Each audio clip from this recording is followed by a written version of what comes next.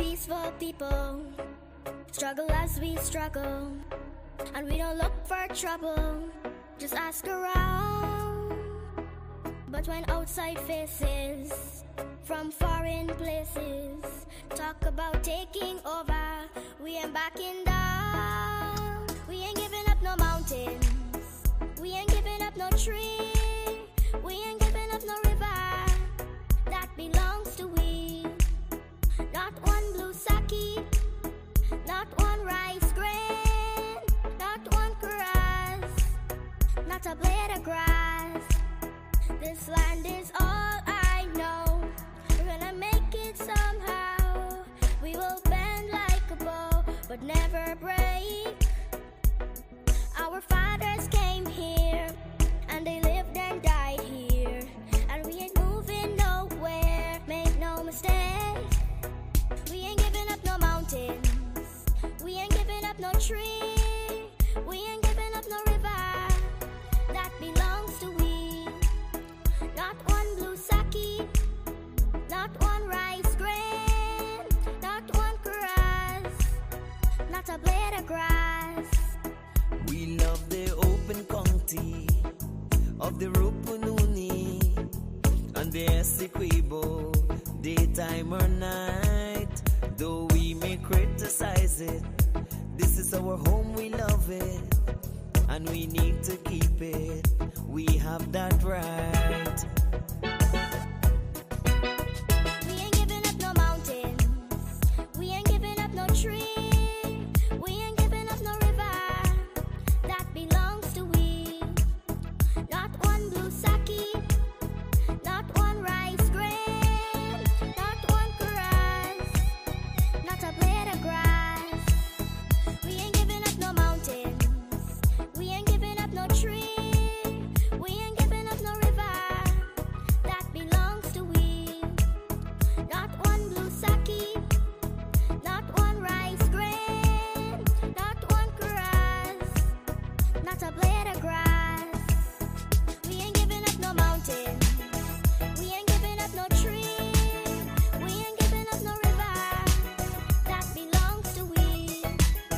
Not one blue sake, not one rice grain, not one grass, not a blade of grass.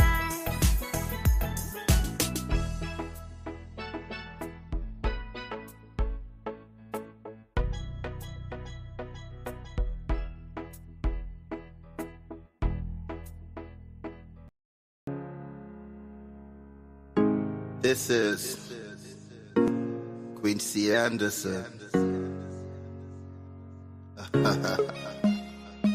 You know I love my country. There's no other country better than mine. Welcome to Guyana, land of 6 races, 6 different faces, and we all live in love.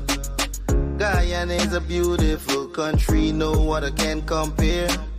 Got everything right here, so no other can compare. Guyana is made up of so many natural resources. We don't need no forces, cause we got enough resources. Let's talk about bauxite, gold, diamond, and rice. We got it right here. Guyana ain't going nowhere. We got enough oil too. One Guyana, I love Guyana. Guyana, my country, my home. The only place I call home. One Guyana, I love Guyana. Guyana, my country, my home. The only place I call home. Hey, hey, Guyana is nice. Here, I just want to clarify a few positions before I go into the core of my presentation. And these relate mainly to issues that have been in the public domain, so that there is no doubt as to what the government's position on these matters are. So the first has to do with the issue about the trade, don't want to call it a dispute because it has not gotten to that stage as yet, but the refusal of entry of dairy products into Trinidad and Tobago from a local exporter. You've seen numerous calls from the private sector recommending a particular course of action to the government of Guyana to address this matter. This is not a new issue, and our position is not a new position. We've always been in the forefront of the fight for the reduction of trade barriers in our region. We believe it's essential to the promotion of wealth and the growth of trade across CARICOM. And so we've had a long-standing, stable position that phytosanitary restrictions must not be used to supplant tariffs, or in this case, because it's a free trade area, so there wouldn't be tariff, but they must not be used to stymie the flow of goods and services across our region. We have had issues with Trinidad and Tobago before. So let me say, going forward, that we will insist upon full reciprocity in matters of trade. That the way our goods and our exports are treated across the region, but in this particular case in Trinidad and Tobago, the same way their goods entering into Guyanese market would be treated. Full reciprocity on all of the issues. Because if they can insist on phytosanitary tests that we don't implement for their goods, but they want to conduct on our goods before they enter into their market, then we will have to deal in the same manner as they're doing with our goods. I'm trying to be a bit careful here because we have great relationship with Trinidad and Tobago. We have had a long-standing, healthy trade relationship, and we don't want to sound jingoistic or as though we are spoiling for a fight.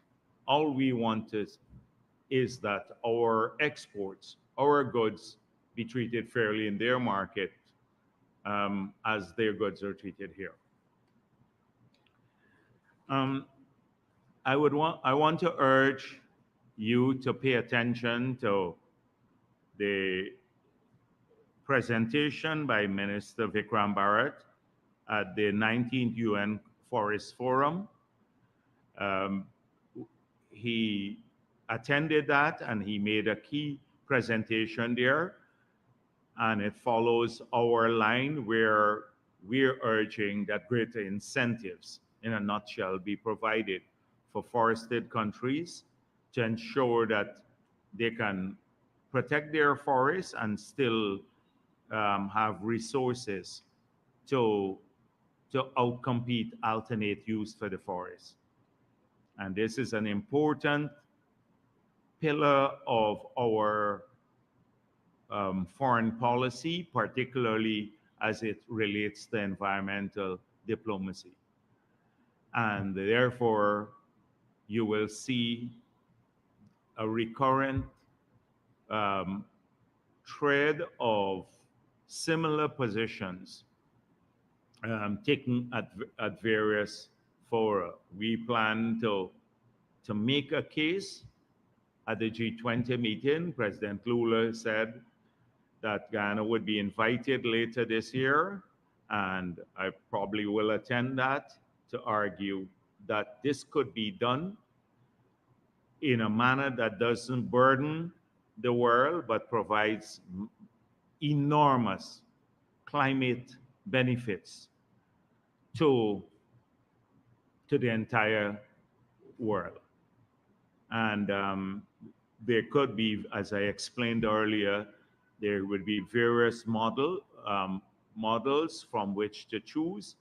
So menu approach to what countries may want to choose. Some may choose a market mechanism for seeing the flow of funds um, from the sale of forest carbon, and some may want to use public resources but all designed for the same benefit, which is to preserve forests and recognizing the important role they play in sequestering carbon in our atmosphere, but at the same time allowing the countries to utilize the resources to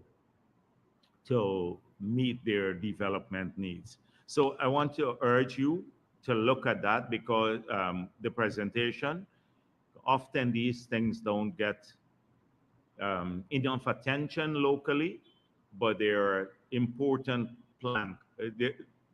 This position is an important plank of our climate advocacy globally.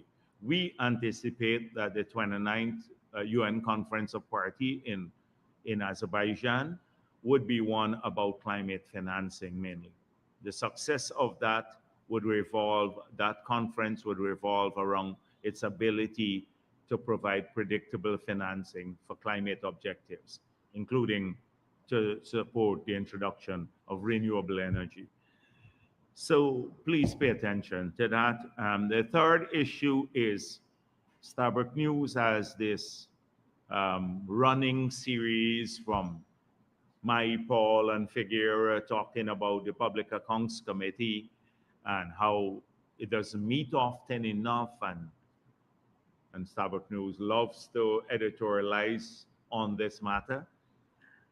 But once before Gail Teixeira debunk all of the lies, and they didn't give it the kind of prominence that it deserved when she made a detailed press release showing how many sessions were held of the Public Accounts Committee, the achievements of the Public Accounts Committee in the current government from 2020 to now, and how the achievement of the Public Accounts Committee, um, they, they're far more than the last two sessions of Parliament, that from the Ramatara period and then the Granger era, because in both cases we had an attempt by APNU to avoid scrutiny of their records, and then now they're trying to rush through the scrutiny of their years in office because those records are now being examined by the Public Accounts Committee. So what we will not tolerate the scanning, or no, the whitewashing of the accounts for that era, the 2015 to 2020 era. We will not allow that. Whilst at the same time being mindful that we need to move to complete the work. So Gail Teixeira once again on April 26th issued a detailed um, press release. I think it's a press statement by her, outlining all of the achievements and comparing different periods, the 10th Parliament, the 11th Parliament, and the 12th Parliament, about what was achieved by the Public Accounts Committee. And you will see that in the 12th Parliament, which is the current Parliament, how much more has been done than in the past.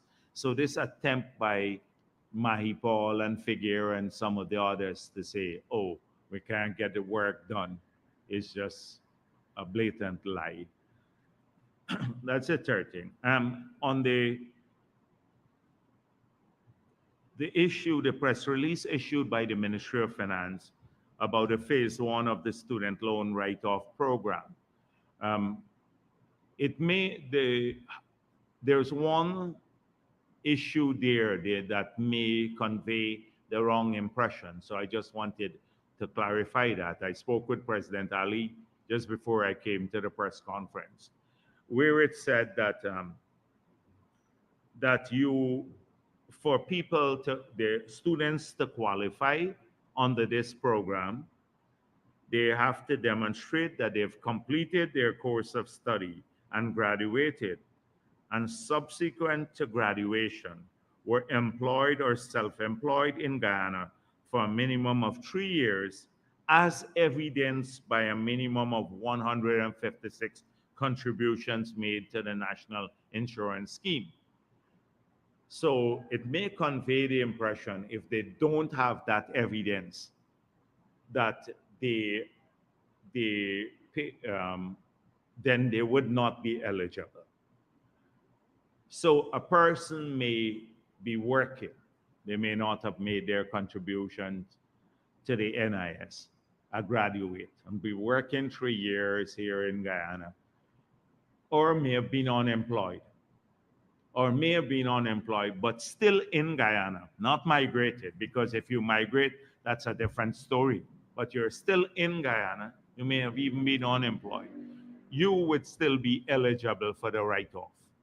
So you don't have to provide that evidence of 156 contributions made to the NIS. We want to make this easy for our people who have, I know the students who have outstanding loans. We don't want to put in conditions that will create maybe or minimize the impact of this initiative, which we believe can help a lot of people. So I just wanted to clarify that issue too. Um, I just popped in at the Parliament at the time when Annette Ferguson was making her presentation. So she was all excited about my attendance here. And she said a number of nonsensical things. Uh, and many of them were answered by our parliamentarians. But she said something that, oh, we're an oil producing country now, and maybe we should consider giving out the house lots for free. Now, considering their track record, I don't even want to go to their track record on house lots or housing development. I'll deal with that a little bit later. So, a couple of points she's making. It sounds good. Free house lots for everyone because we're oil producing country now. So, if she, not just Annette Ferguson, but APNU were to examine what has happened in this sector, they'd realize how much effort we have put into ensuring that people have house lots and a home of their own. And this is consistent with our promise. So in our manifesto, we said we want to, in 5 years, do 50,000 house lots. We have completed 33,000 of those, and they're now awarding contracts to complete probably another 7,000 or so, hopefully before the end of the year. So we are on track to doing that, the 50,000 house lots. We have allocated from 2020 to 2024 about $200 billion for housing development. So put in the infrastructure. So it means roads, often in areas that are, if you go to the back of, say, Grove or or the East Bank. These were jungle, basically, overgrown with trees that are 200 feet tall and stuff like that, that we had to cut down there and build roads, culverts. We have to put in water, electricity, all of that. So if you take $200 billion and you divide about 40,000 house lots, it works out to an average about $5 million to prepare one house lot. We're selling that house lot at a low income end for $92,000, 92 to $200,000. So if it's $92,000, we're selling it for 1/40th of the cost. 1/40th of the cost that it takes to prepare the land. 1/40th. So the low income is between 192,000 to 200,000. Middle income between maybe 800,000 to $2 million. So if it's middle income, it's maybe six times the cost, or if you're at the upper end, like $2 million, it's still less than half of the cost.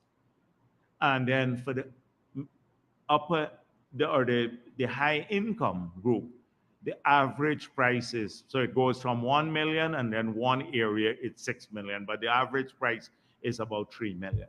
So it's still just about 60%, 50, 60%, 60% of the cost of development, and that's high income.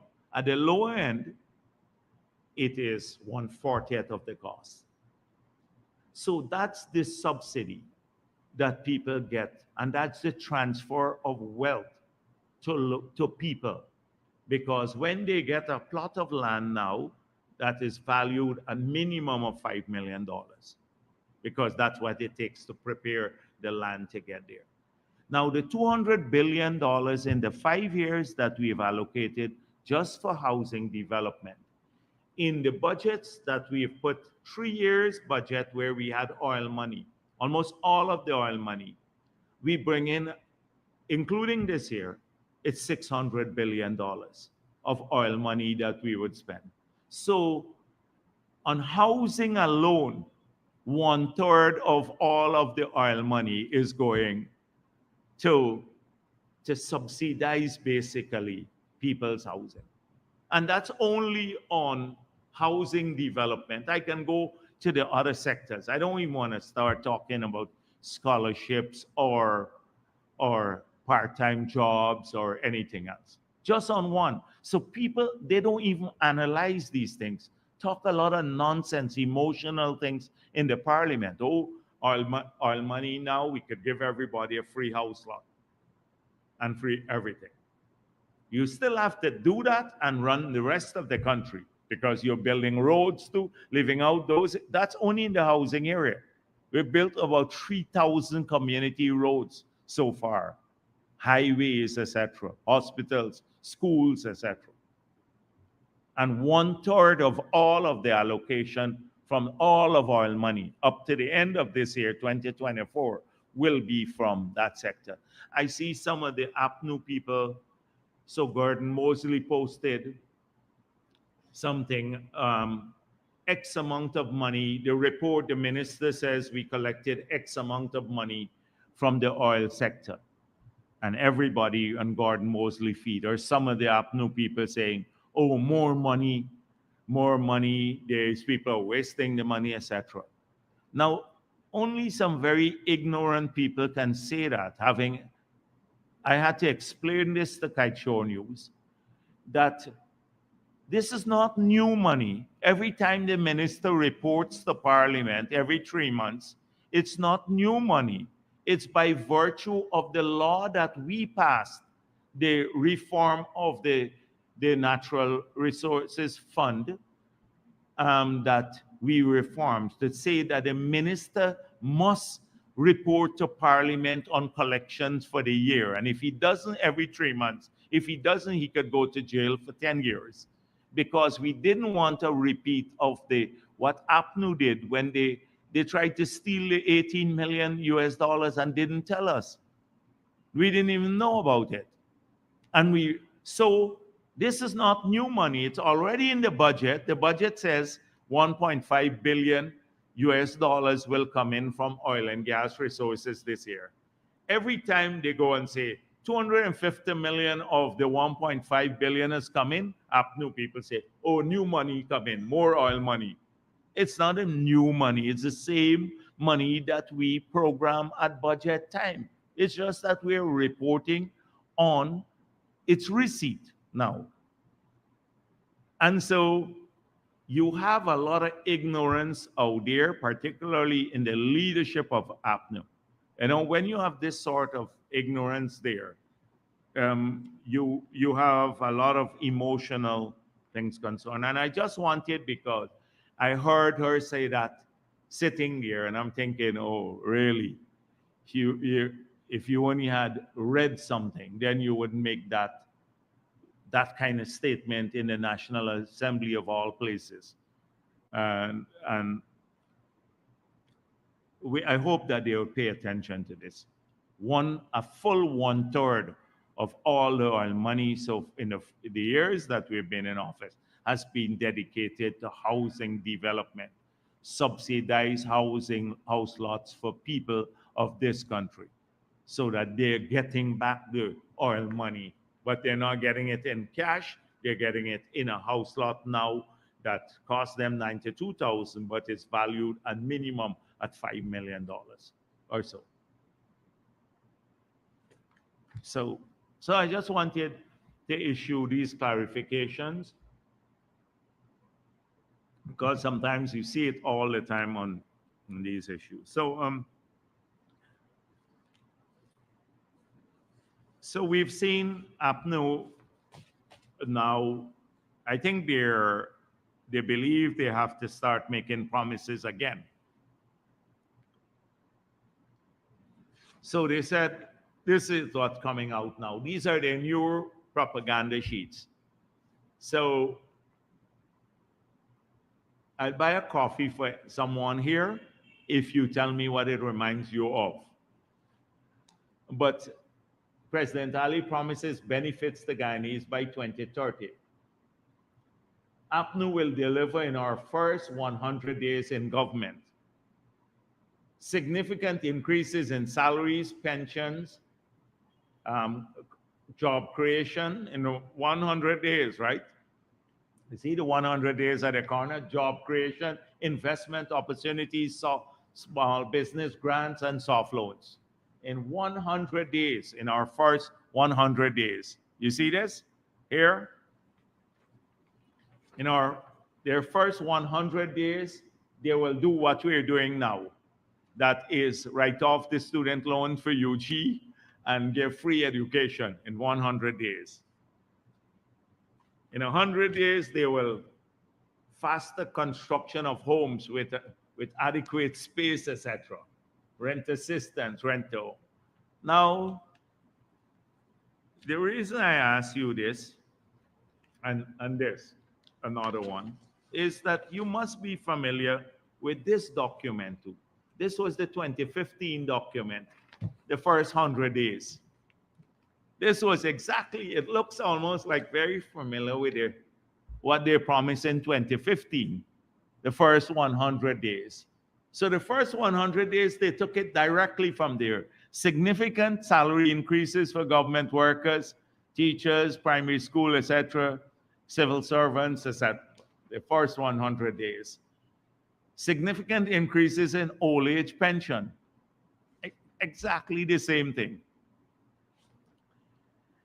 They promised in that period waiving of duties on fuel in the first 100 days, tools and small-scale mining equipment brought by identifiably holders of small concessions. 100 days they were supposed to do that in the last government. You know what they actually did to the miners? They increased the royalty rate, they increased the tributers tax, and they put VAT on the machinery and equipment after promising for in their manifesto that in the first 100 days they will waive all the taxes they would pay.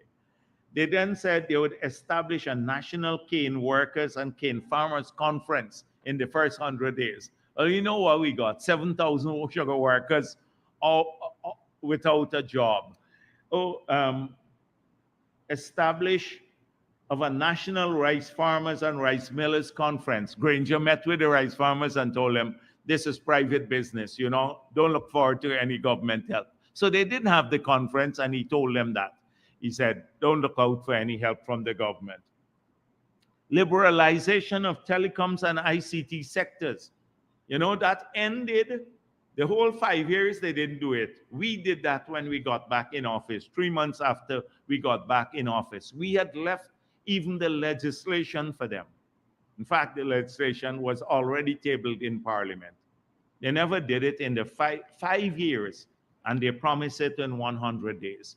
So this is the same old worn APNU. Same old worn APNU. They're putting out these things. Nobody believes anything that they say. Nobody believes anything they say. And they had a lot of help from Kaichor News. Kaichor News too, because there's a pattern. Kaichor News is latching on to them, or they're latching on to Kaichor News. Well, they all cut from the same cloth. So Kaichor News says, PPP election gimmicks. With the time drawing near to the next general election slated for 2025, the People's Progressive Party Civic is rushing to meet its 2020 manifesto promises. At least we are rushing to keep our word. APNU never kept their word. While the government just yesterday announced the write-off for student debt for some 13,000 Guyanese, and they go on. But for 4 years, if you look at everything we promised in our manifesto, the housing, 50,000, we're already on track to deliver that. Scholarships, 20,000 in our manifesto. We already have 28,000 people studying, and another 22,000 through BIT, WIN, and they grow. Their goal is 28,000, and those 3 others are another 22,000 studying, paid for fully by the government of Guyana. We promise free university education in 5 years. We're on course to delivering that. We promise to return the joint services bonus. We return that immediately. We promised to reverse the taxes, the 200 taxes and fees. We did that in the budget. We promised to remove the corporate tax on education and healthcare. We removed that too. We promised to double old age pension by next year. That will be done in the 5 years. We promised to return the children grant and take it to $50,000. We're on track to doing that. They said we are rushing to do that. But at least our party is rushing to do things for the people of this country and keep our promises. The brothers in arms, the APNU, hasn't done anything. These are the 100 days promises. They could review how many of those 100 days promises were ever done. You remember the good life for all or everyone? I can't even remember. The good life. They used to parade around good life for everyone. So much for APNU promises. Don't believe anything they say. They're gonna come up with this. Now I see a new thing, and it feeds directly back into what I spoke of before.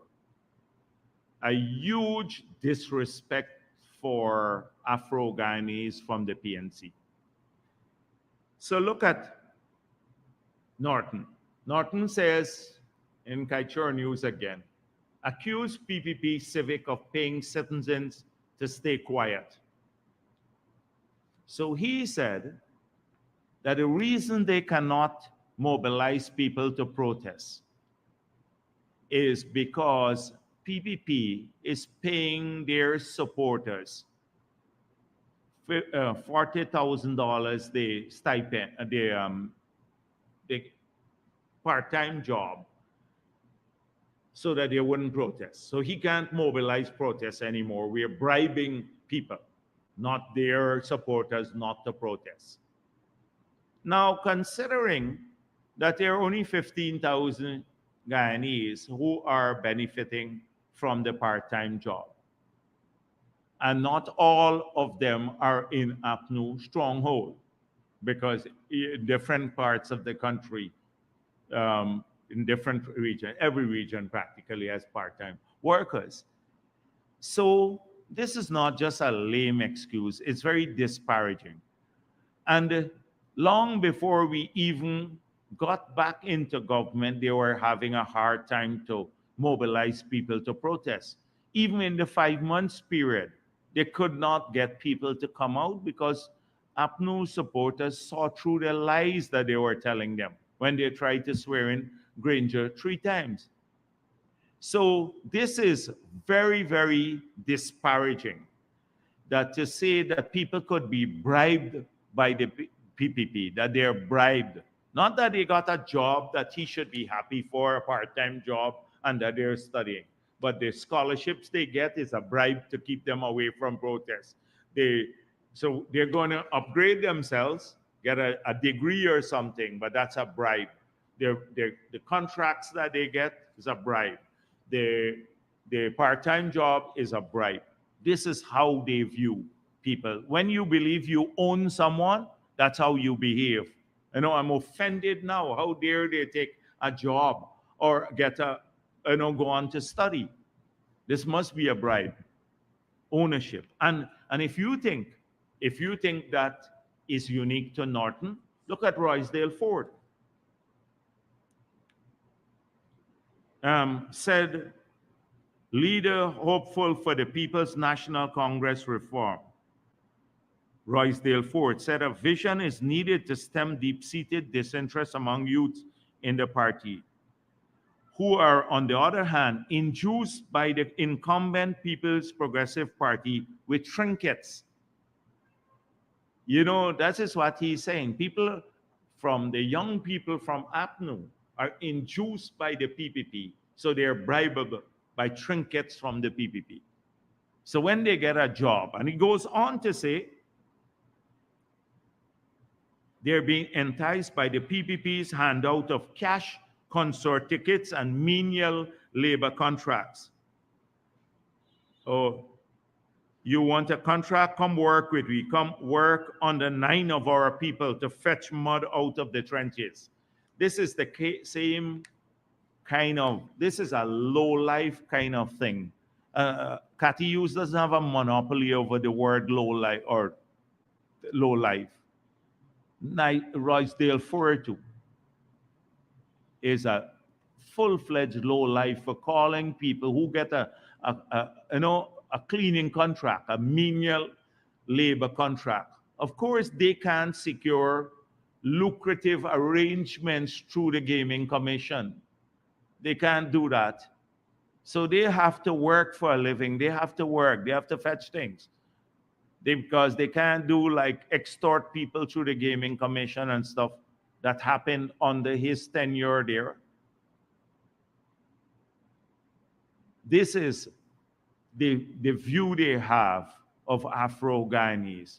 Oh, they're bribable. That's why they would not come and protest for us anymore, because they're busy getting trinkets from the PPP. It runs deep in that party.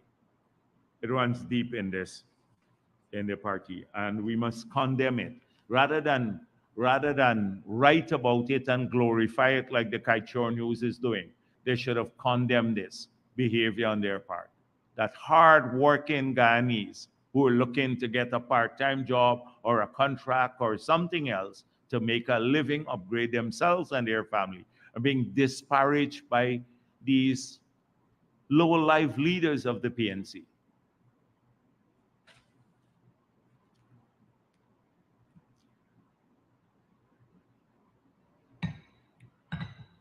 Now,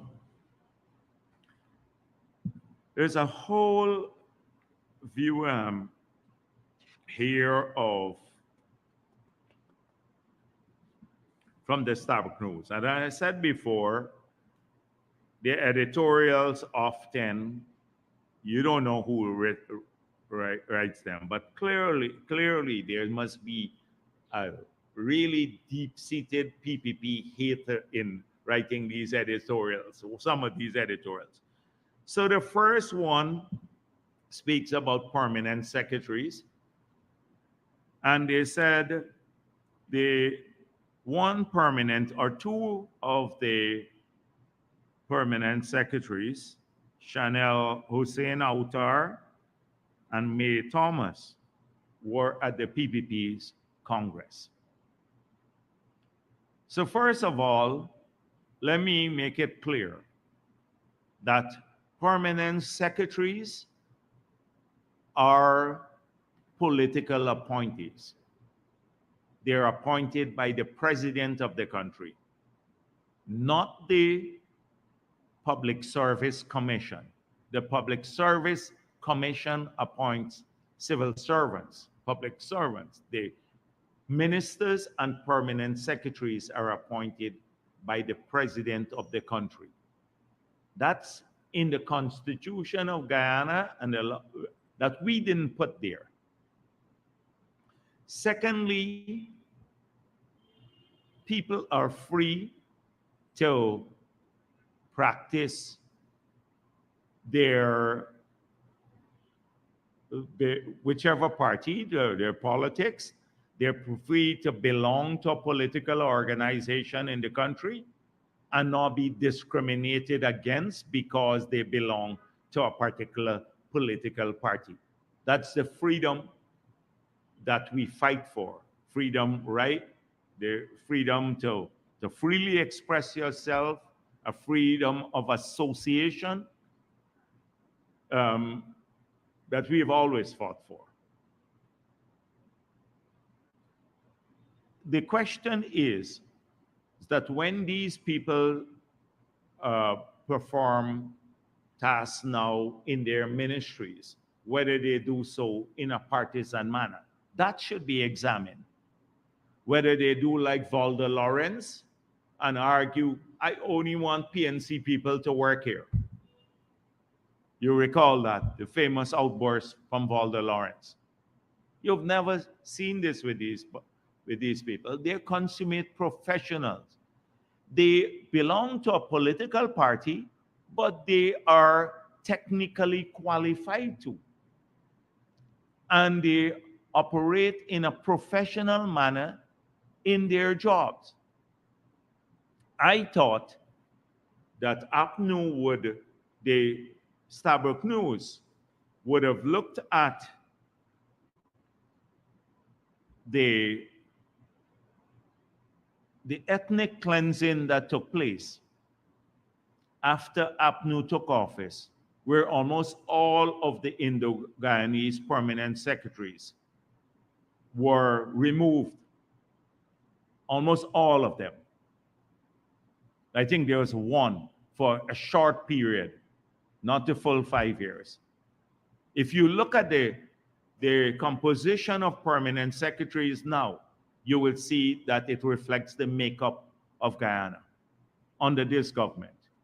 People of every race being there.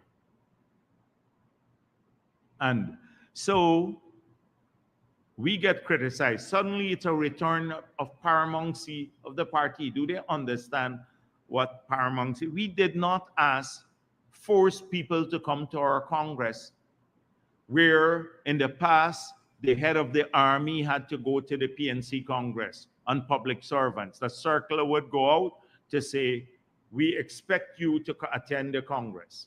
We did not force any public servant to go to our Congress. That would have been paramountcy of the party. Not because two persons who are members of this party but have a job in the government, that is paramountcy of the party. It is just a jaundiced kind of analysis. And it's something that we need to all condemn. The second editorial, it's called Binary Worldview. And so they quoted me as saying, during the party congress held last weekend, General Secretary Bharrat Jagdeo was quoted as saying, "We support NGOs. We support them because many perform a useful task. But when they serve as a means of division, when they believe that an unelected few can arrogate to themselves that their voice must be the voice, must be the monopoly voice, and they are the only thing that matter in a democracy, then we will fight that to our very core because we're a political party that will never allow that to happen." And so that's what I said. And then the sentence that follows here, what that means in practice, that every critic or anyone, every critic or anyone who adopts a contrary view to one favored by the PPP mainstream is viewed as being aligned to the opposition. Now, when did I say that? What I said is that we support NGOs. We support them fully. But when they believe that their voice is the monopoly voice, that the same things that they argue for, they want tolerance from everyone in society, a plural society, but you have to get their approbation for everything else, for everything in the country. And if you don't go and seek their approbation, then somehow the project must now move forward. You can't have that policy because you didn't get our approval. Then that is something that is unhealthy and we'll fight it. We're not going to fight their view to express an opinion. Is when they believe that their voice is the monopoly voice. And Stabrook News and everyone in this country should support what a democracy, the key features of a democracy. You present, political parties present their policies when they contest the elections. The people of the country, the electorate, the people of the country choose who they want to run the country for a period, a defined period, 5 years. They expect them to pursue those policies that they present to the electorate. If they don't do that, then they have the right to change the political leaders. They didn't say that we will give you the mandate to pursue these policies, but you must get the APA's approval, or the Ghana Human Rights approval, or Red Thread approval, or the Stabrook News editorial board approval before you conduct these policies. They gave you a mandate to do that. And if you don't do it, then they change you. But here they believe, and that is why the editorial goes on to talk about the president's criticism of the APA. The APA, and I saw a long statement from the APA saying, oh, the president called us political. We're not political. Not that in the 5 years when the head of the APA was the deputy leader of the APNU AFC list, the head of the APA, when in those 5 years, they didn't say a single thing about the 2,000 Amerindians who were fired by APNU. We were the ones fighting it, the People's Progressive Party. They didn't say much when APNU tried to dilute the Indigenous Peoples Commission.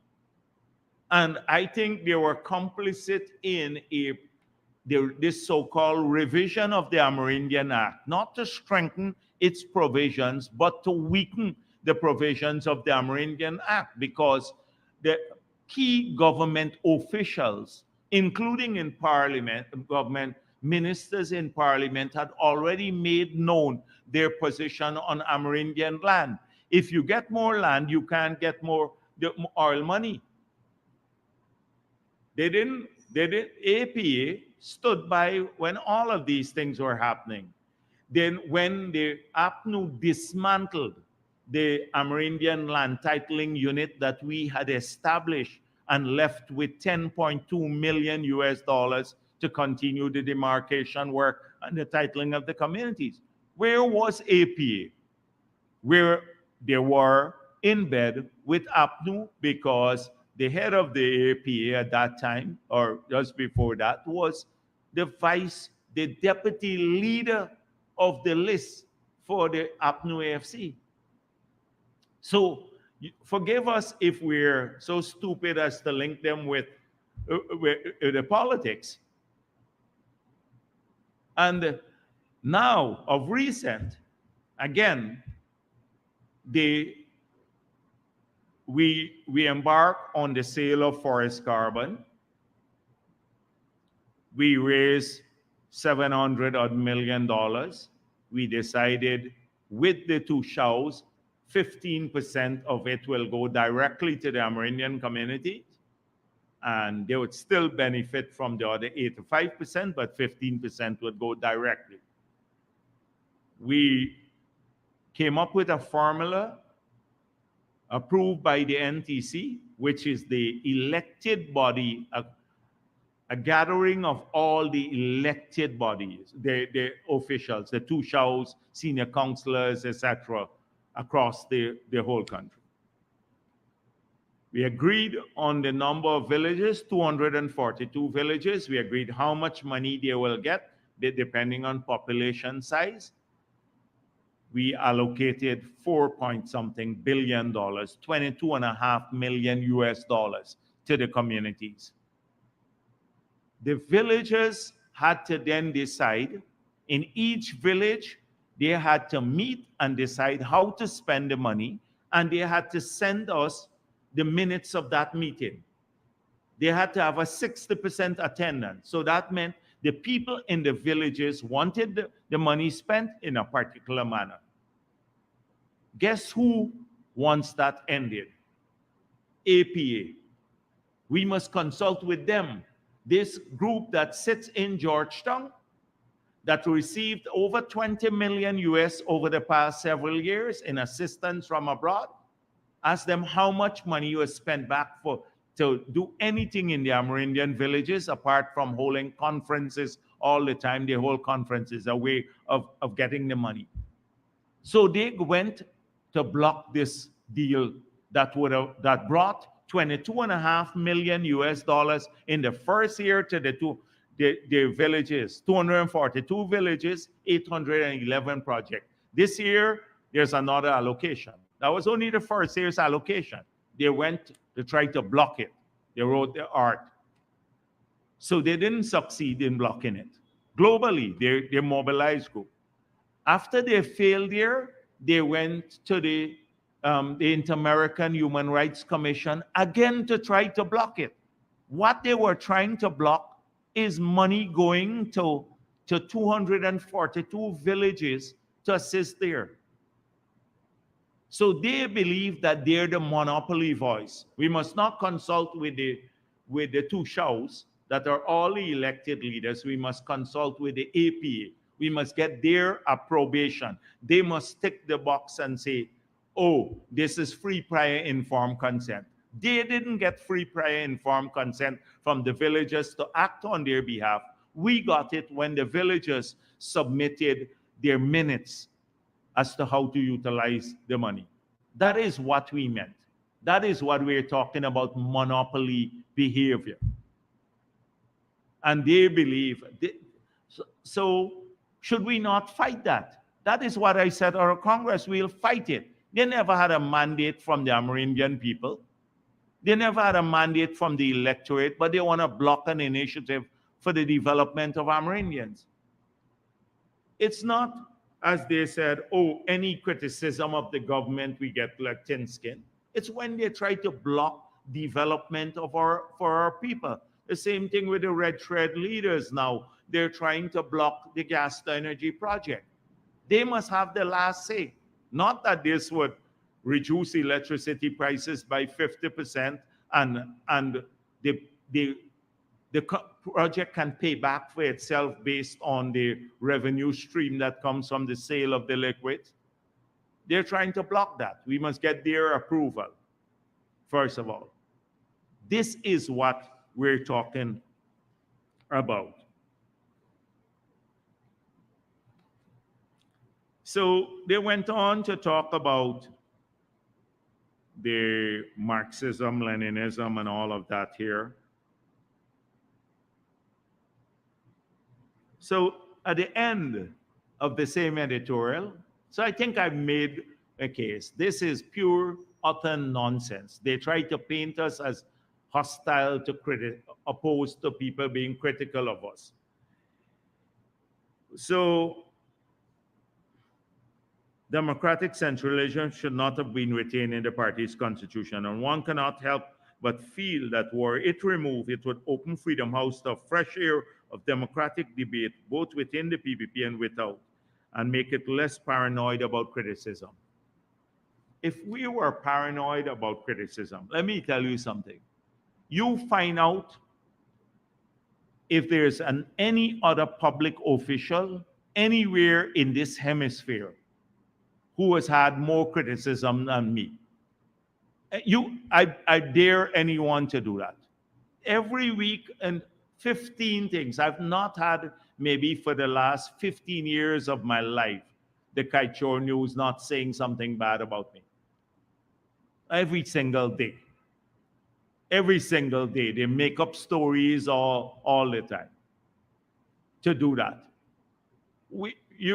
I defend Kaichor News to publish their right to publish. Not that I will not rebut what they're saying, but we defend this their right to publish. Nobody harasses the Kaichor News.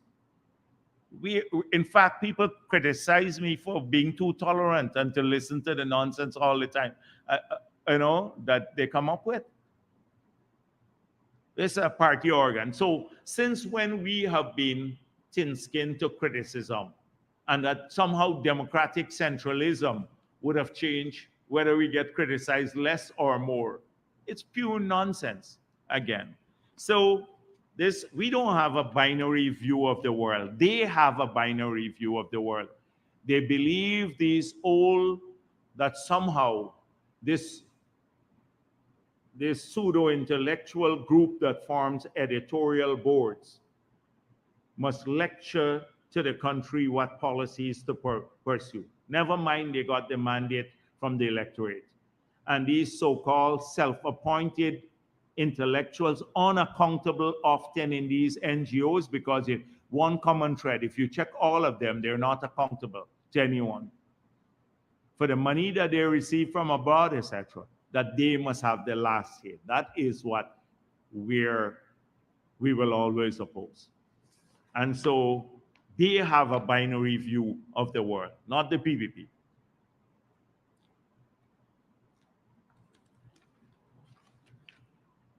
So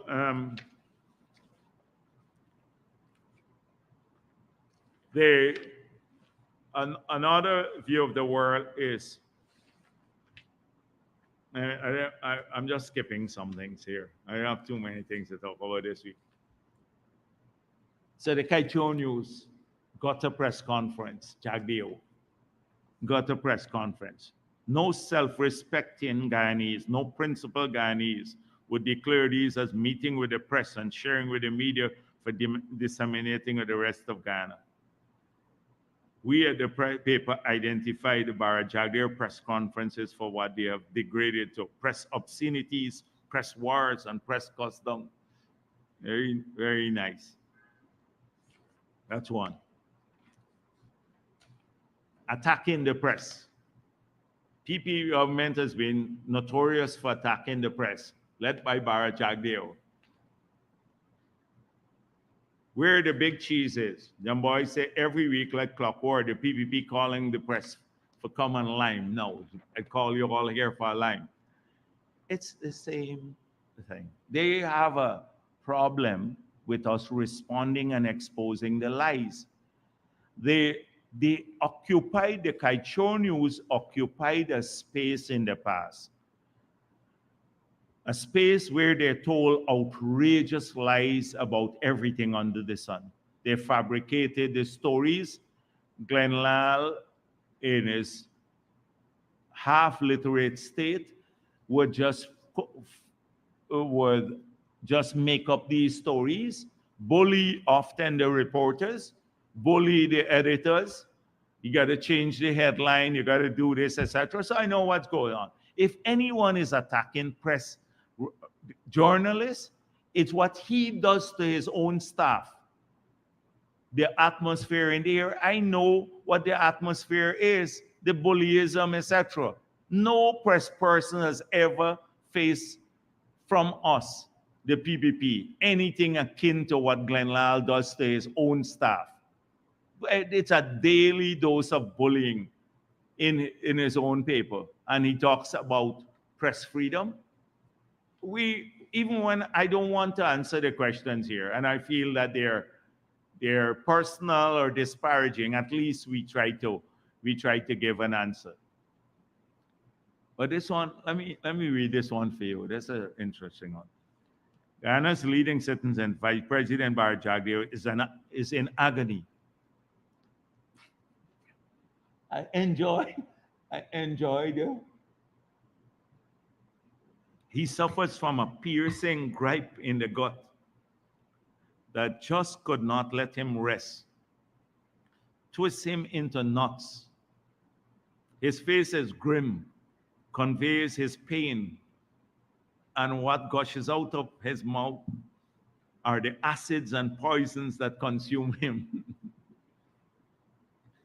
Jagdeo says that he is about democracy, that Ghana is strong and still growing democracy. I can go on. It's really funny. When every Thursday as I prepare, I get these things and I have a good laugh before I come here. This is the stupidity of what goes on there. Whole day. This crazy obsession. So I can go on a lot about those, but I'm not gonna get to that too much more. Maybe I should just end there. That's a good note to end on. So thank you. Let me take questions.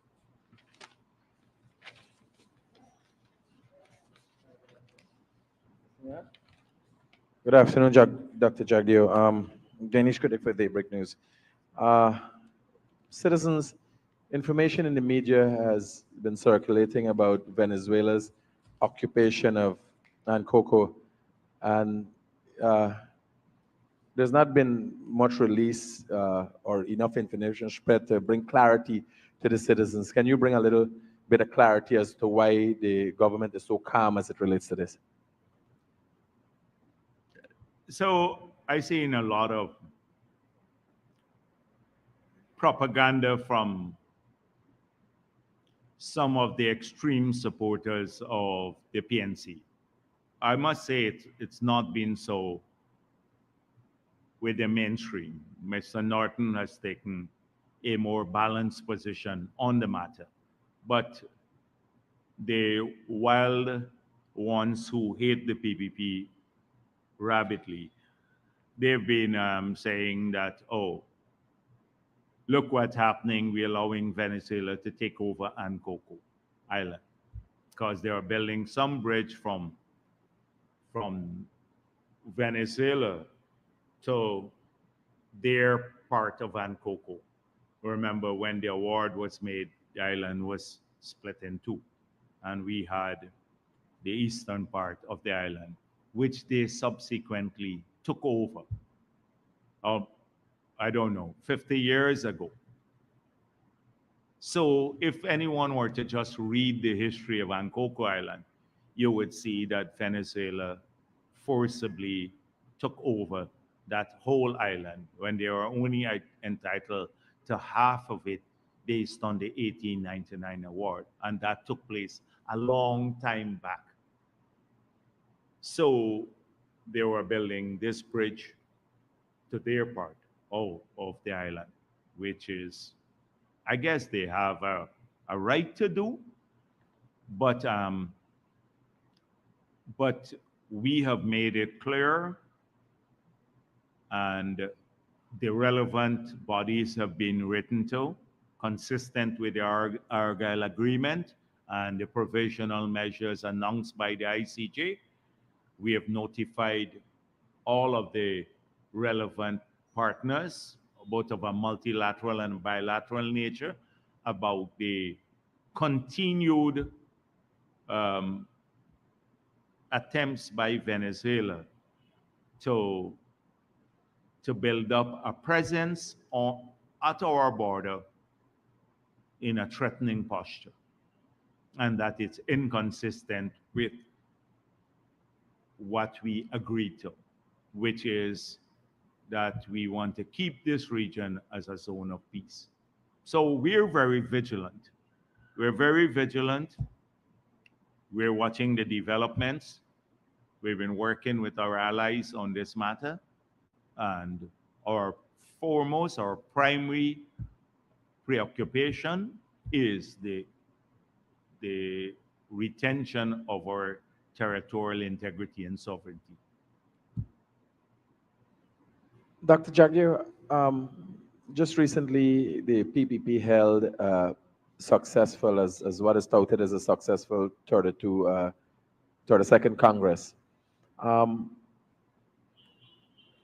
From your experience and from what you're seeing, what is your take on the expectancy out of the opposition's Congress? And you've always had a lot to say about the oppositions and their ability to do things and manage things. Knowing what it takes to pull off a good Congress and showing people that, what is your expectancy from the PNC Congress? So a lot has been written about our Congress recently. And maybe I should. I did not want to speak much about it because the Congress and its results and the entire atmosphere, they speak for themselves. So by any standard that you measure the success of a Congress, of a political party, from our party Congress was a resounding success. It's the biggest Congress ever held by any political party. And in substance, or the substance of the discussions matches the scale of the Congress itself. So I was tempted not to pay too much attention to the inevitable gripers. And you have those in our country. So the Kaichor News, I saw, they said, that 3,000 delegates there, and we got 75% and 77%, the president and I. Well, we had just over 2,400 delegates registered, not 3,000. But we had more than 3,000 people attending the conference because we had a lot of observers who participated fully in the Congress but could not vote. They didn't have voting rights. Only the delegates had. Some of the delegates could not make it from the hinterland and other places who had indicated they were coming to the Congress. But we had over 3,000 persons attending the Congress, but only 2,000 registered delegate, 2,400 an odd number, I can't remember, registered delegates. So clearly they had it wrong. It's over 90% of the people who voted for us, right? Which in my case, I was happy about, because given the assault by the Kaichor News and several others who were hoping that somehow that I would fare badly there. They had a 3 months long campaign and over 40 articles I counted, saying people must not vote for me, I'm a bad influence for the party, etc. And considering that I've had to take tough positions in the party too to make sure that we remain a disciplined party. So I'm really pleased with the results. So that's the first thing. They had it wrong, the Kaichur News. The second issue, they had something about a guy who wrote about some lists being circulated at the Congress. Now, a number of people came to me. Some who did not do so well showed me lists that were generated after, I think, the Congress. Some, you had many, some said, they show me lists that my name was not on it, your friend's name was not on some list. It doesn't matter. The thing is that people campaign there's for in a positive way, and that's not frowned upon in the party. We don't like the list, people trying to steer people with a list. However, we don't tell people not to campaign for themselves. We tell them not to campaign and get nasty against others. And that's what I spoke to people about even before the Congress. You can campaign for yourself, but not against others. So we had a system where everyone, if you sat in the main hall, we asked all the observers to exit. We asked each person to check that the person sitting next to them had the delegate's badge. They verified that. So only the delegates remained in the room. The ballot papers were shared out in front of everyone. We had about 40 young people headed by Robeson Ben. Robeson Ben was in charge of the elections. And he had several teams of people. They handed out the ballots to everyone. We all sat in the same room. And people voted right there. They didn't go elsewhere and voted. If a list circulated, nobody was there with a hammer over their head to say, you vote for this person or don't vote for that person. It was open, transparently done. When they voted 35 for the Central Committee, and then another 5 candidate members. They put the ballots back in these transparent boxes. They were followed to a room that had a large number of people in it, everyone counting, because they had to count 2,400 odd ballot papers with 35 names each, and then another 2,500 400 odd ballot papers with 5 names. And so they worked through the night in an open room with everyone. And then the results were announced. Open process. So I'm very pleased what happened. And when you look at the voting, you looked at a number of people came in. We had a big turnover. So we had a lot of young people coming into the leadership of the party. We had Ryan Peters from Region 5 coming in as a candidate member.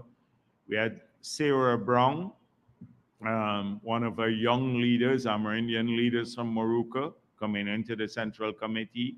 We had Brent Null Ashley, the regional chairman, another young leader, they're in their 30s, coming into the leadership of the party.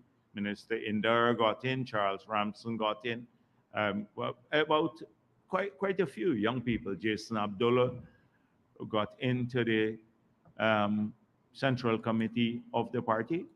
We're pleased that we have some of the older leaders in the party, and we've had an infusion of young people coming into the party, and new people, and we're very proud of that. And we had our Central Committee looks like the country too.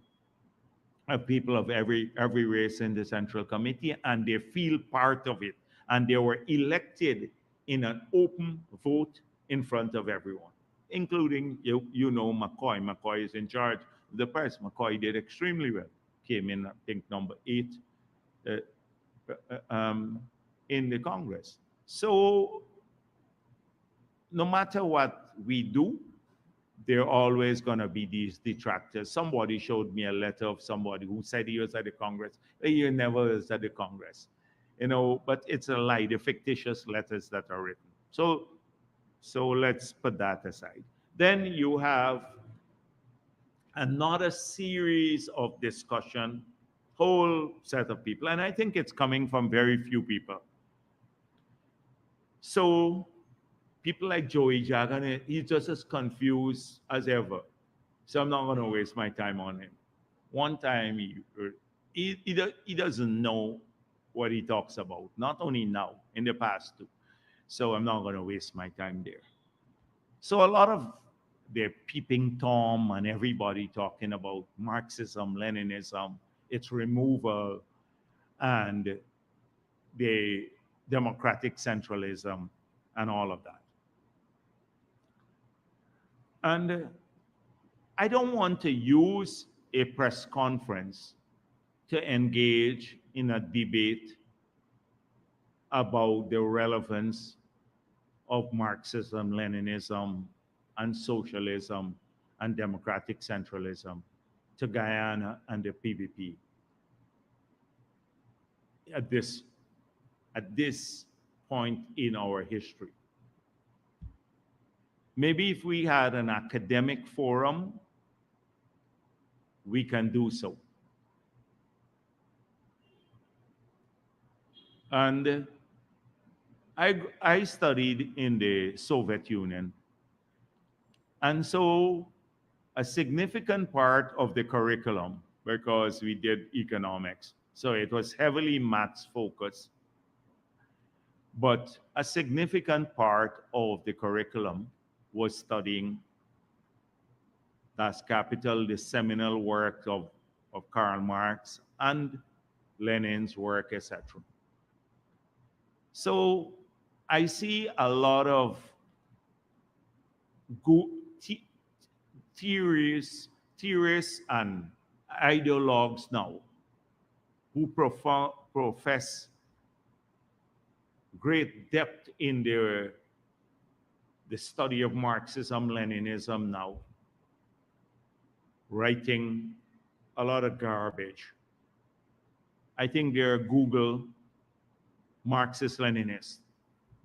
So they Google something online. But as I said before, that's a conversation for another time and another forum, not here for the press conference. But I know that ultimately the goal of a Marxist-Leninist society is a society that does not have private capital or private ownership of anything. The state owns practically everything. And secondly, is a society or a party basically. If you're a Marxist-Leninist party, you can't believe in God. So I made it clear that the People's Progressive Party believes in, and we believe that, and the Congress. And so let me say this. Now, one or two persons may have a different view and write a letter here or there. But the ultimate guardians of this party is not Jagdeo. It's the membership of the party and the delegates of this party. And they, at the Congress of the party, they had these amendments and they all unanimously agreed to the changes in our constitution to remove Marxism, Leninism, and socialism. So it's a great sort of arrogance for any one person or any others to say, oh, this was my view and my view should have prevailed.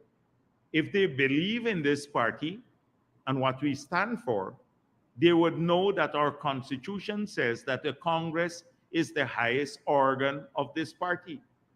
And if the Congress says it wants changes in the Constitution, then that's where the changes will be made.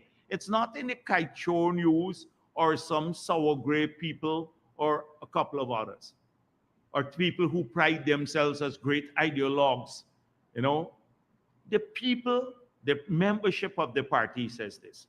And I've never seen, for those who are talking a lot and some here, when people join this party, because it says, I have the constitution here, any resident of Guyana to get membership, 18 years or over, who subscribes to the aims, constitution, and policies of the party shall be eligible for membership.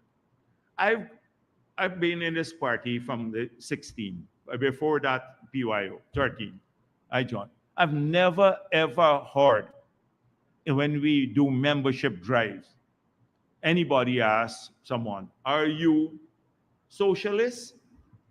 Are you Marxist-Leninist before you join the party? We've never asked. You ask how many people who joined this party have joined because of socialism or Marxism, Leninism. They believe that this party fought for freedom in this country, has fought for the interests of our people, is a party that seeks to bring people together across race and religion and class, and they see themselves as wanting to be part of that, not because of some ism. And they got membership of the party. If we had to stick strictly to what was written in our constitution, you probably have 10 persons in this party today. So for those who talk about introducing, I see them talking about ideological plurality, and you mustn't have that. Well, the party says here that that's what we're trying in the Constitution. The old Constitution says, at this historic juncture, the PPP is committed to the establishment of a national democratic state which will embrace political and ideological pluralism. I saw one thing saying, how you can never do this. This is a contradiction. You can't have ideological pluralism in this party. But that's what we're embracing here. Cultural diversity, racial equality. This is in the old constitution before we change it. So we could have endless theoretical. I see they resurrected Walter Rodney now, and said that Walter Rodney spoke about the relevance of Marxism, Leninism in a global context. And it was a different era when Dr. Rodney made that speech. But the key points were, this was a 19th century ideology developed by Marx in a European context. And at that time in Europe, you had many societies still organized in a feudal fashion, not even fully capitalist, for a working class movement in those countries. Now, it is basically, if you were saying that we are so intellectually bankrupt that we can't, outside the context of this ideology, determine what is good for our country, our people, now, what they want, then forgive me, I can never subscribe to that. I believe that we are not so intellectually bankrupt to do that, to determine where our people want to go. And we made it clear in this party, the end point would always see people of the working people in our policy making being the target of our distribution, our wealth creation and distribution policy. We repeated that here. It's in the new constitution. That's the ideology, the working people. But we want people can have ideological plurality in the party. What if a man who is a businessman, who is capitalist, wants to be in the party? Should we shut him out? What if you, as a young person now, you want to start a business? Should we say you can come in the party now, but when you start the business, we have to throw you out because you're capitalist? We can't have that. We'll always have ideological pluralism here in the party, but the ideological pluralism in the debates must ensure that our working class ethos remain constant. And secondly, I always envisage a PPP now and in 1,000,000 years into the future, a party that will respect people's faith, that will allow them to be Hindus, Christians, Muslims, Rastafarians, atheists, whatever they want to. That's their belief, and still find a home in our party.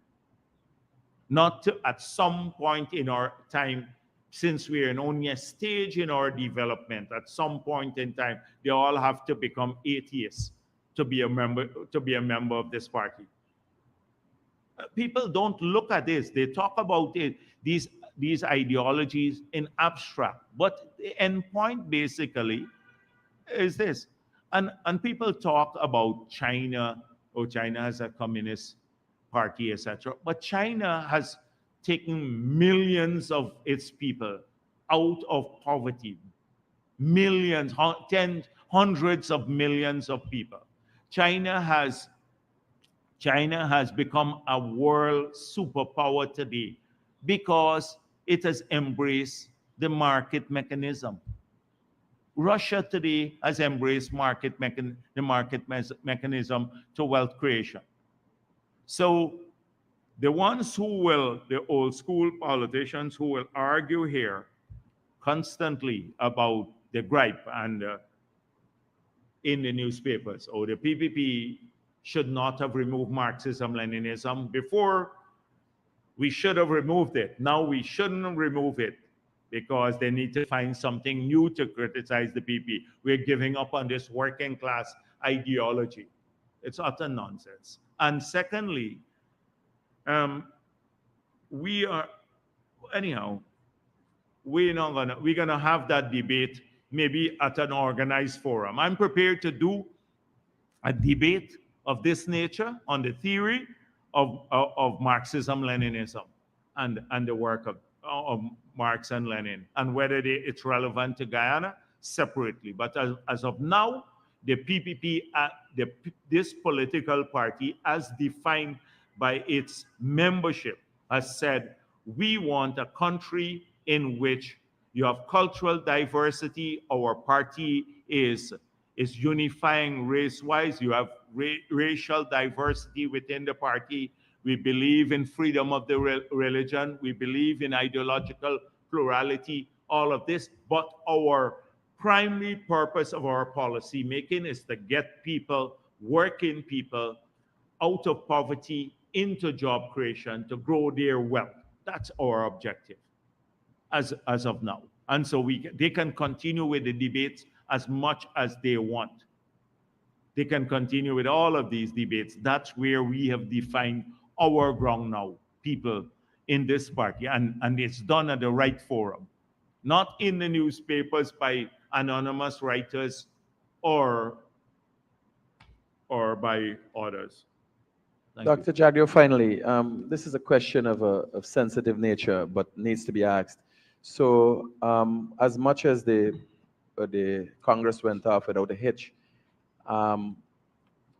it's known, we got attention from CNN recently as a result of accusations being made of the executive members. Those accusations did not come out without being noticed. the politics behind it, even in the press conference that was held by the victim. And as I said, this one is a very sensitive nature. Even the press conference were covered mostly by opposition members. Certain questions were asked, and then not only was one of the executives of the PPP accused, but at the end of that press conference, the PPP itself was brought in, made likened to Jeffrey Epstein and all these kind of things.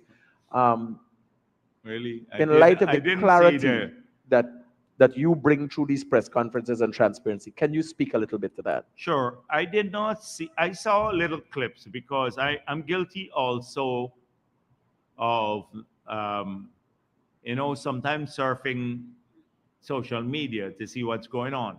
So I saw clips.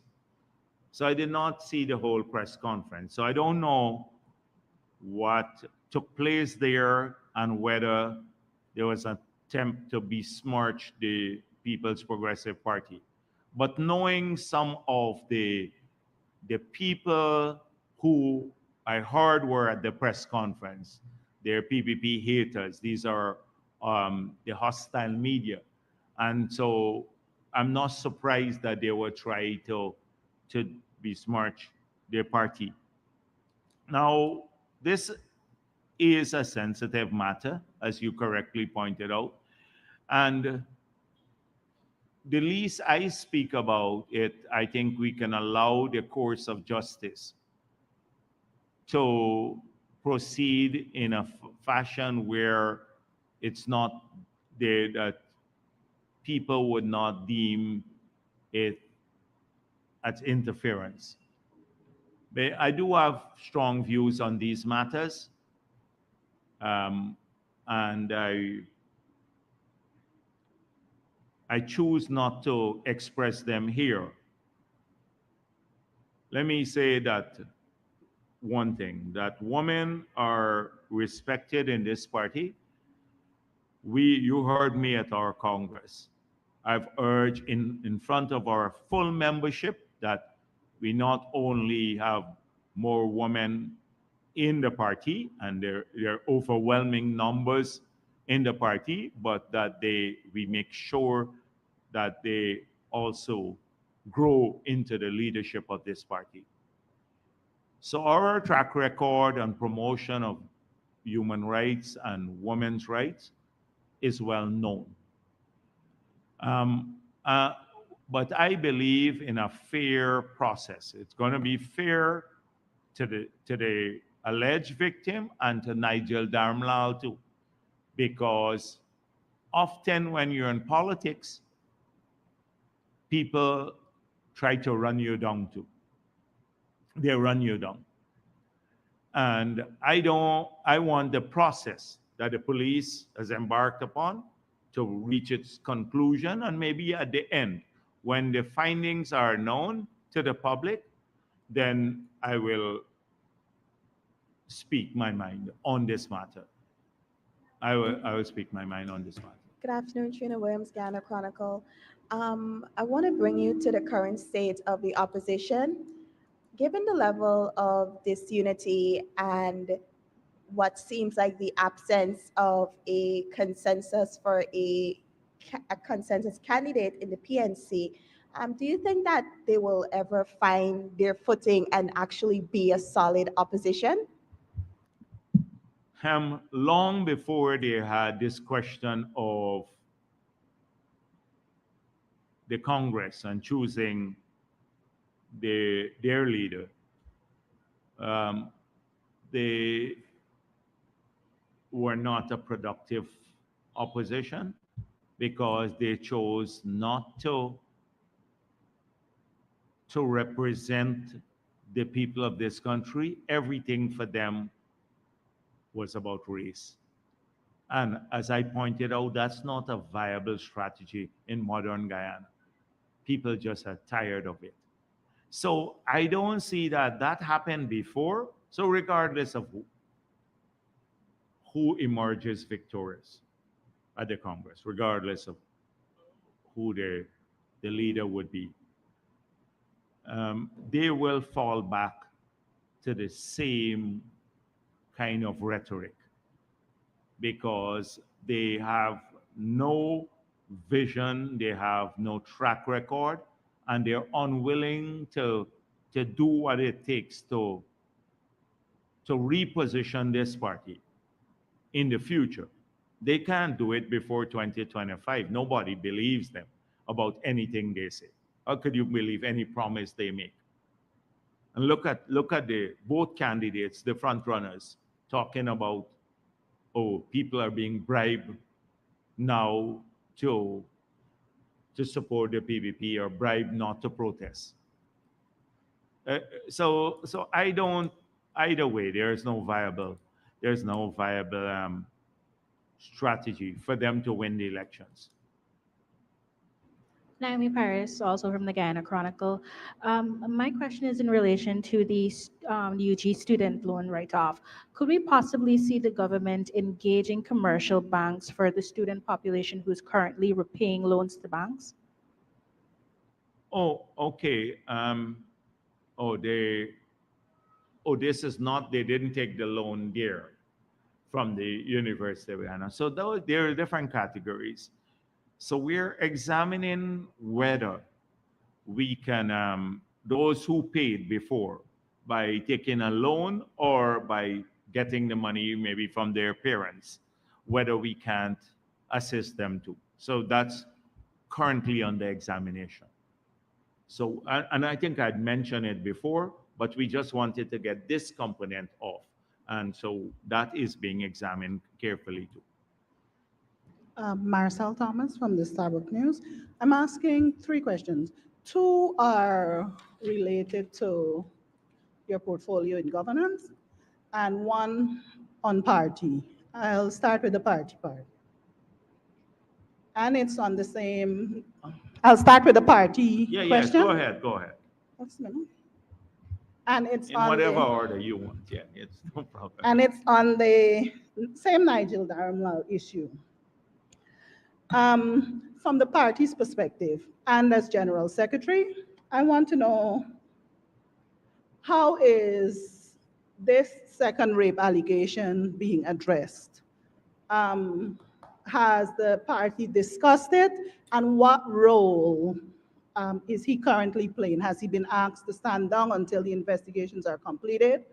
What is happening from the party's perspective as it relates to this case? That's one.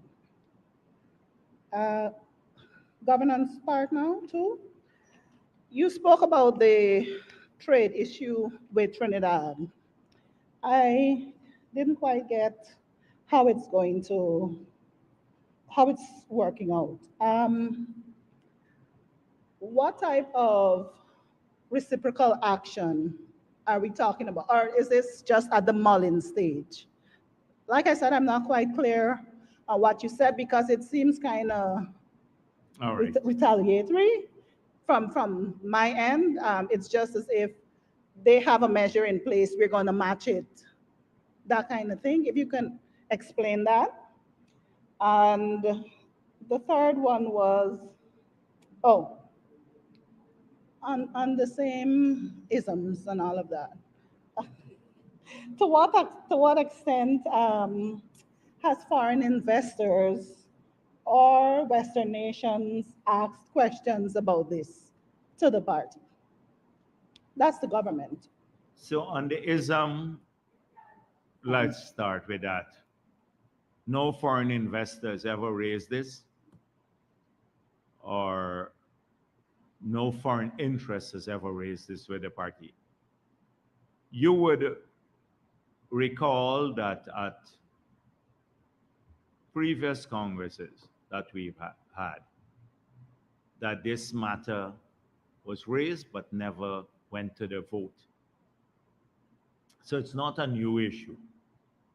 And by the way, Ramjatan likes to lie to say he was thrown out of this party because he tried to change this years ago. He was not thrown out for that. He had other issues that are more serious, and they involve some of his clients. but I'm not going to get into. I'm not going to get into that today. So this was driven entirely by the the party, and so it has nothing to do with that. I think by now, foreign investors and Guyanese, they understand one thing about the PVP and our governments. One is that we protect people's investment. Two, our policies are predictable. That from the beginning, there have been some common things that have defined us. We invest in housing for poor people. As a result of that, this country's landscape has changed. Over 100,000 houses were being constructed in our tenure, the longer period, from the return of democracy. And for people of every class. Rich, wealthy people paid more, but they have been able to do that too. We have invested heavily in education, in healthcare, in infrastructure. We've invested in public service. So there are things that are known about us in fighting for rights. So, and we are credible. If we say we do this, we end up doing it. In this case, we believe that the stated objectives in the Constitution of building socialism is not appropriate for what we're doing now. And therefore, the membership removed it. So it was not driven by any external demand or anything of that sort. It will not change the nature of who we are. We're a working class party. We say this unashamedly. We're a working class party. We want to make sure that Amerindians who live in distant part of our countries have the same health care as people on the coast. Or whether you live in Berbice, it doesn't matter. You know, or in New Amsterdam, you have a high quality hospital there, just like you have in Georgetown. We want people to have jobs everywhere in the country. We want them housing development so they can grow out of poverty. We want them to get more qualified so they can make more money and they can accumulate wealth at the household level too. They can earn more, they can build nicer houses, have vehicles, do whatever, have recreation. That's what we want. So that's not going to change. Nothing that you see this changing a couple of words in our constitution, not going to change who we are. We believe in freedom, freedom to associate, freedom to practice your faith and still be part of this party. So it's not driven by foreign investors. So there are only three positions in the party that we have appointed now. It is the General Secretary, the Executive Secretary, and the Finance Secretary from the Central Committee. There's nothing to step down from. So those are the three positions at this point in time that we have until the next Central Committee where we'll appoint additional secretaries. Also on this matter is an accusation now. It's an allegation. It's before the competent authorities to investigate fully, and then a determination will be made on the basis of that investigation. So as like in the first set of allegations, we did not jump the gun as a party or a government. We said, let the laws be applied uniformly to everyone. And in this case, it's being done. So I don't see any need to do that. Nigel Darmla was elected by the membership. So that is a different matter. The trade issue. So reciprocity means we don't want to get into a tit-for-tat fight with Trinidad and Tobago. as I said before, we have a good trade relationship, and I've seen a statement out of Trinidad and Tobago that they are trying to address the matter. We hope that the matter is addressed through the means, the mechanisms that are available. However, if any country, I did not speak specifically about Trinidad and Tobago. I said any country believes that it could treat our goods unfairly when it enters their market, or even prevent our goods from entering their market whilst having a free access to our market, then they would have to have a second think about the matter, because we are going to ensure that we examine everything and there'd be reciprocity. So it doesn't necessarily mean we're going to put in a repressive phytosanitary regime, but we'd ensure that on the balance of things, that you can't have unimpeded access into our markets, and then we'll tolerate restricted access into your market. We're just sending that signal, and I hope that it goes out clearly. Brings go me on. to the follow-up. I wanted that. Why not go to the CCJ as is, so that the matter is clarified? So No, there but isn't, the company has already indicated that it's prepared to go all the way. So they are the aggrieved party. They can go to the CCJ.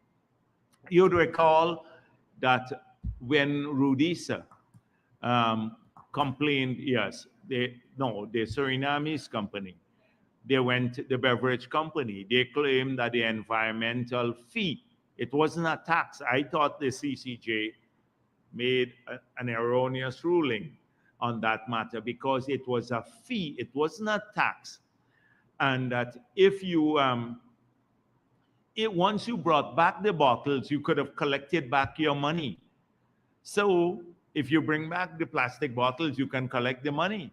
So it's not really a tax, it's a fee, a deposit, basically. But I don't know how we presented the case. And we lost that case. I think it was maybe how the case was presented from our side. Because at CARICOM, when I was president, I successfully argued for nearly 10 years that it was a fee. That if they wanted, just bring back the bottles and you collect back the deposit. Yes, please. Good afternoon, Dr. Jagdeo, and that's Williams Culture News. Sir, in light of Exxon Mobil further ramping up production, we would like to know, can you say whether the EPA is fully equipped to determine if, by looking at whatever documents that they would have submitted, if they submit any, can you say if the EPA is fully equipped to determine whether this is being safely done? And if not, have they reached out to international experts to contract them to have their assistance in this? So last week I dealt with that issue, and I said that my briefing is that before they ramped up production beyond rated capacity, that this was cleared with the ministry. The ministry assured me their technical officers examined it. I spoke with the EPA. They said they had examined it carefully too, so they were aware, and it was done with their approval. Both agencies, the Ministry of Natural Resources and the EPA, and they believe it was done and it's safe. Secondly, sir, can you say if Ghana, with the country, would have already established a decommissioning fund?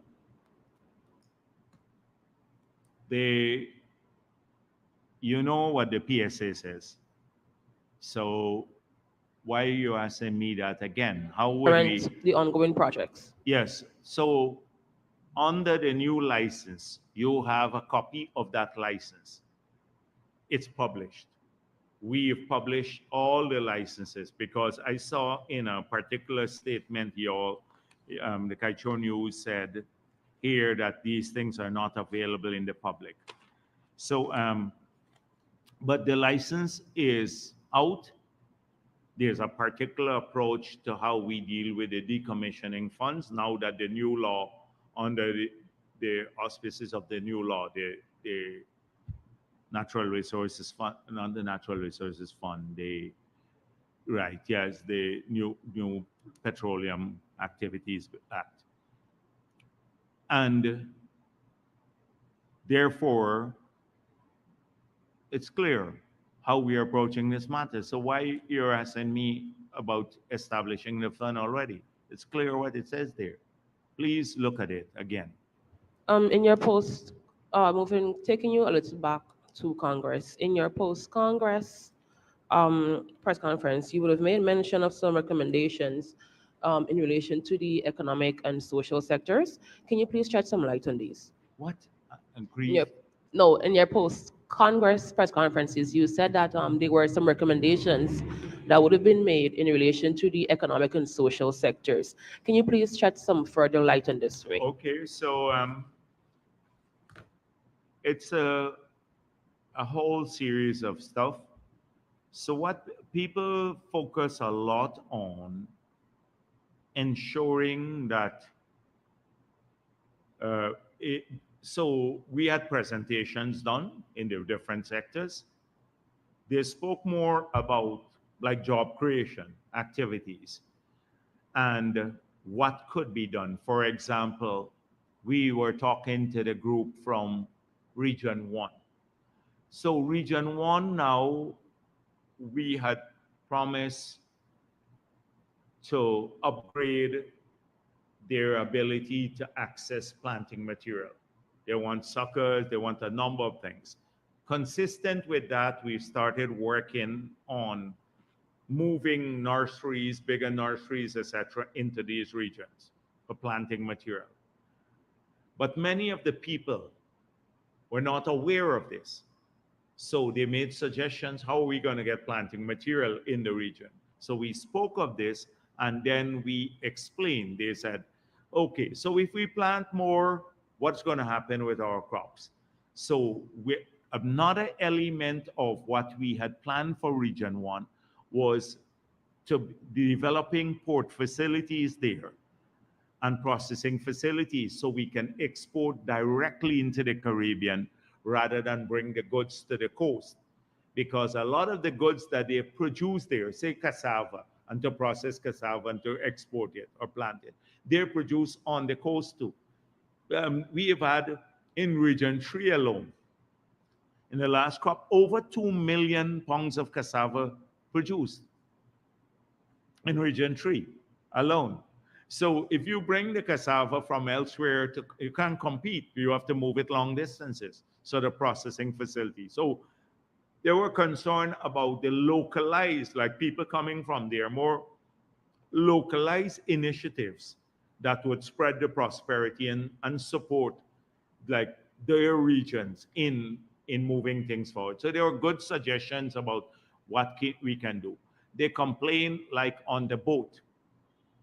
They said that on the boat, some of our Amerindian comrades said they felt that some people were bullying them. And we are looking into this seriously to look at, because people should not be bullied to get space on this boat and stuff like that. So so those kinds of things were good feedback from the area. In Region 9, we explained that with all of the developments in the region, with the bridge, the road, etc., let him now, we're examining a proposal now to build a full-fledged international hotel in Letem, and a hotel, a runway, so that the larger aircrafts can land there. And then the processing facilities there to reprocess goods from Brazil to ship into CARICOM because they can qualify like the meats and everything else. They would change the tariff head so you qualify. The value added would be great so we can qualify for entering the CARICOM market free of tariff. And that and a couple of hotels being built there, etc., which would be a huge growth pole for the entire Region 9. So these are the kinds of things in a very practical sense In people from Berbice, we talk about sugar and we talk about other economic opportunities. And we also talk about hemp. Some of our comrades from Region 10 spoke of hemp and how hemp can assist. So it was like not so much on the macro policies, but how we can support, because we had people from all 10 regions, how we can support economic initiatives in those areas. It was good to get a feedback on the functioning of the government system, so the health clinics. Some people said we have health clinics here, but they don't function at optimal, a good feedback mechanism. And so those are just some of the ideas that came up. But there were large number of ideas coming from our base about how to improve people's lives in these areas. Yeah. Yes, myself. Yes, cool. And it's clarity on the same Dharamlal issue again. You said that the, another, the other positions are going to be chosen until the Central Committee meets again. Mhm. Will that meeting pend the ending of this probe? No. Our meeting is not going to. Our meeting has nothing to do with the probe. The police probe is an independent probe. That has nothing to do with party business. That has nothing to do with party business. So, party business, as soon as I'm ready for the next meeting, because it's not just that, the appointment of the other secretaries. I have to present a full report from the Central Committee to the, to, not from the Central Committee, from the Congress to the Central Committee, outlining a number of things. I have to set up a body to start working on the party's program. Our last program was adopted in 1979 by and amended in the early 2000s. We have accomplished all of our programs. I don't hear people talk about the program of the party. The program has nothing to do with socialism. That is what we agree in 1979 to do, to implement. And we have practically, right, completed this program. And and therefore we have to set up the body to start working on a new program for the next 20 years for the party. That would outline our key objectives, what we want to achieve in the next 20 years. The Congress has now given us approval to take this to county conferences within a year and have those approved as a new program for the party. So we'll outline the key objectives that we want any government that run by or that is formed by the PPP to outline these programs. So it has what we want on housing, what we want on water, or everything. We're a serious party. We guide the governments to as to what objectives we want to achieve, and those objectives are the ones that we campaign on as a party. So we have to ensure that the government fulfills what we campaign on. Is Mr. Dharamlal free then to accept nominations or positions? Yeah, that's when preempting. happens? That's preempting the discussions that we may have. At those. Yeah, that we may What do you have. mean? So I don't want to speculate now. I don't want to speculate on that matter. Thank you.